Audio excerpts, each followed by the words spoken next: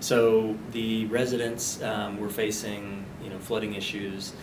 that in a lot of situations resulted in flooded basements, flooded backyards. In some situations, the storm water sewer actually overflowed into the sanitary, so they would have a backup of a combined sanitary storm into their basements. Obviously, there's a lot of concern on the part of residents, and I believe in 2007,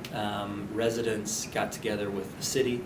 formed a steering committee to deal with this problem, and started to think about how they were going to tackle it as soon as possible.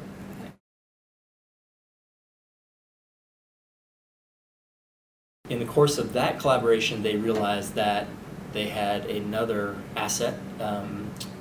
at their fingertips, which was the university. So they put together a proposal, which they sent to the Office for Sustainability here on campus, and it asked for the university to fulfill its public service mission and help the two groups come together and think about ways that they might approach the stormwater problem, specifically with an eye towards more sustainable and or green infrastructural solutions.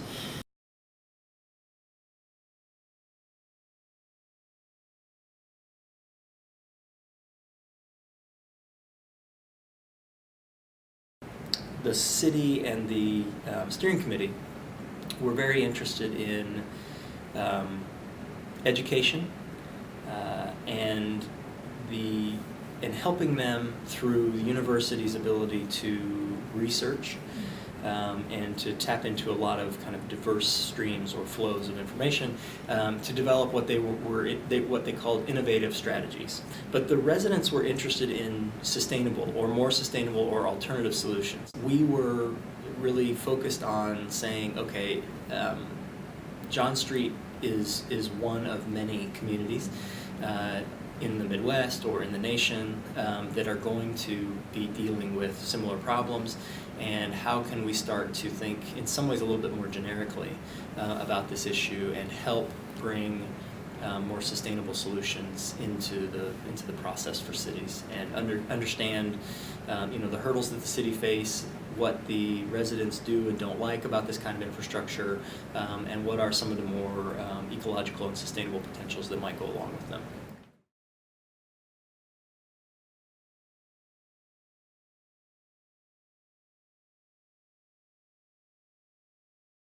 We realized that we had an opportunity here to develop a new course offering, or a new type of course offering, which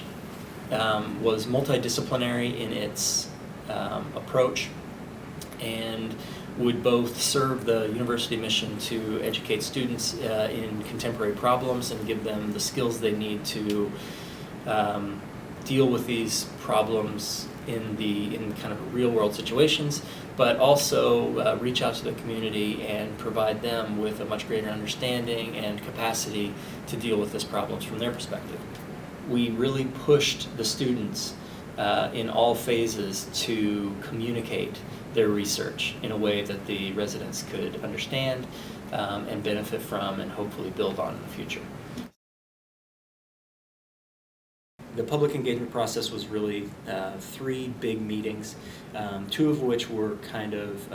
more, I guess, kind of one-way feedback from the class to the community. One was actually an all-day design charrette, generating ideas and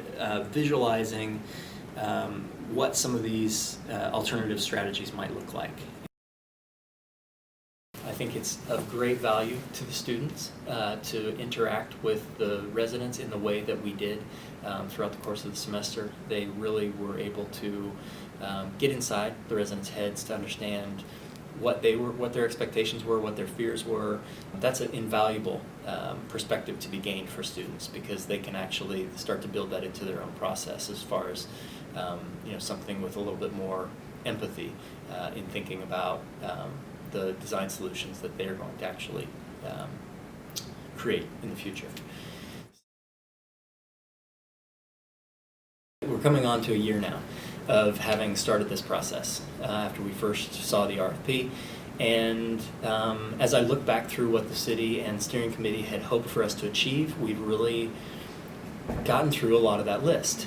We have engaged and educated the community and the city, I think, about some possibilities that are out there, and also started to show them in real physical terms what these alternative solutions might look like. I don't think, even though the kind of formal part of this process is over, I think that we've actually put in place the potential for a much larger or longer term relationship with city steering committee and the university.